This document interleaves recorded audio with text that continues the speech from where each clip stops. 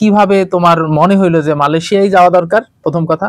দ্বিতীয় কথা হলো মালয়েশিয়ায় যাওয়ার জন্য আমাদের মাধ্যমে যাওয়া দরকার। আচ্ছা, এই অনুভূতিটুকু জানতে চাই। প্রথমত মালয়েশিয়া যাওয়া দরকার, এটা মূলত আমি বুঝতে পেরেছি। আমি প্রায় 1 বছর ধরে স্টাডি আপডেটের জন্য অনেক জায়গায় কথা বলতেছি, ট্রাই করতেছি। সবকিছু মিলে আসলে ইউরোপের ব্যাপারটা, ইউরোপে অনেকে বলে 4-5 লাখ টাকা ইউরোপ, 6 লাখ টাকা ইউরোপ। এখন আমি যখন যাচ্ছি তখন দেখছি ব্যাংক স্টেটমেন্ট এইটা ওইটা সব মিলিয়ে আসলে অনেক হয়ে যায়, যেটা আমাদের মতো মধ্যবিত্ত পরিবারের জন্য অনেক কষ্টকর। সেক্ষেত্রে আমি জানতে পারি, আমার আরেকজন শিক্ষকের মাধ্যমে আমি জানতে পারি স্যারের কথা।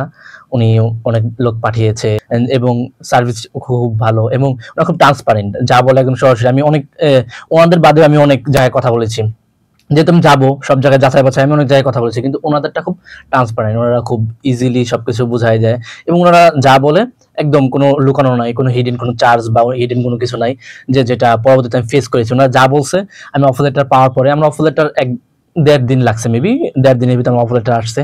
তো আমি অফার লেটার আগে যা যা শুনতে পেরেছি, অফার লেটারের পরে ঠিক সেম জিনিসগুলা। এবং আস্থা হওয়ার মূল কারণ হলো ওনাদের কথা শুনে বা ওনাদের প্রতিষ্ঠান ভিজিট করে ওনার সাথে মিশে আসলে বোঝা গেছে। এবং ওনারা আরো কিছু স্টুডেন্ট গিয়েছে, তাদের রিভিউ অনুযায়ী আসলে বুঝতে পেরেছে যে না, ওনাদের বিশ্বাস করা যায়, যে এই জন্য স্যারকে দিয়েছি। স্যারকে ধন্যবাদ আমাকে সাহায্য করার জন্য এ পর্যন্ত।